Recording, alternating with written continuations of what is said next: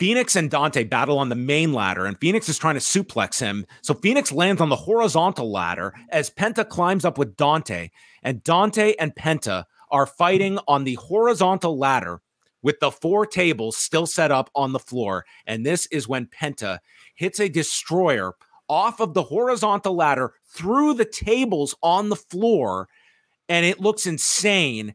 And as Dante lands, you see his foot just contort to a horrible degree. And this was very much like the Sid injury. It was a nasty, nasty. I don't know if they stated exactly what it was, but I mean, it's got to be broken, and he's going to be out of action a long time. I'm pretty sure it's broken. I mean, didn't we see like a crazy dislocation? Phoenix, there was actually.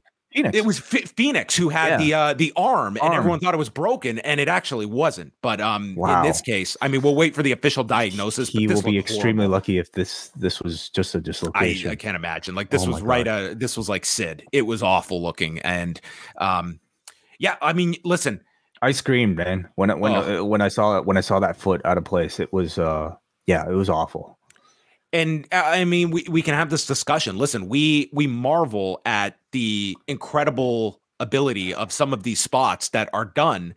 And this is the other side of it. So it's like, we can't just look at like a Vikingo match and some of the stuff he does and then not expect this to happen at the same time. Like, this is the risk reward that you are looking at. And listen, this is a horrible injury, but it's, you know, look, the concussions that you can get. Like, I would much, you never want to wish upon like an injury, but it's like, there's like a lot of head injuries here that are a lot more riskier in terms of just what we're asking of these performers. Like that Vikingo spot with Speedball, the destroyer onto the edge of the apron. He comes off the post. I mean, there's no margin for error here. It's like it's very high. And I think, listen, this is the risk that these performers are taking. And there are going to be examples of bad injuries happening as a result of this. No, it's a wonder, you know, this type of stuff doesn't happen more often. And I don't necessarily feel comfortable to be here and say, hey, we shouldn't be having matches like these anymore, because this is just what wrestling is. And again, like, wrestlers can get hurt doing the smallest things and not these sort of like, you know, crazy moves. I guess, you know, it's always just a good reminder to make sure that like people recognize how much can go wrong, and hopefully the performers themselves, you know, are understanding their limitations about what is too crazy and too impossible. This just seemed maybe more like a bit of a, you know, freak accident type of thing.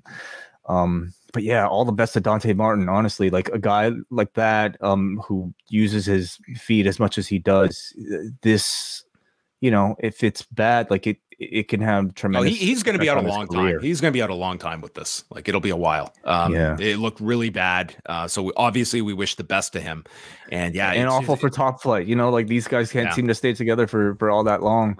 So now Darius has to kind of maybe, you know, keep the name alive. And man, tough. They didn't like drop character with Dominic. They kept the story going, but I just feel doing some kind of attack or setting up a match, I just don't think the Hall of Fame is the place to do it. I don't think they were ever going to consider that. You know, I think as much as like we might question the validity of the Hall of Fame, to them, it's a very real evening for their colleagues to give heartfelt, real speeches about all they've accomplished in their careers. And I don't think they were going to jeopardize that in any way. This was the most you're going to get, and I thought it was very effective. It's all you needed was something like Judgment Day refusing to stand up when everybody else in the arena was for Rey Mysterio, and then leaving mid-speech. A man leaving his father's Hall of Fame induction speech. I mean, what a slap in the face. And I thought it was probably like it's more effective than a traditional professional wrestling beatdown.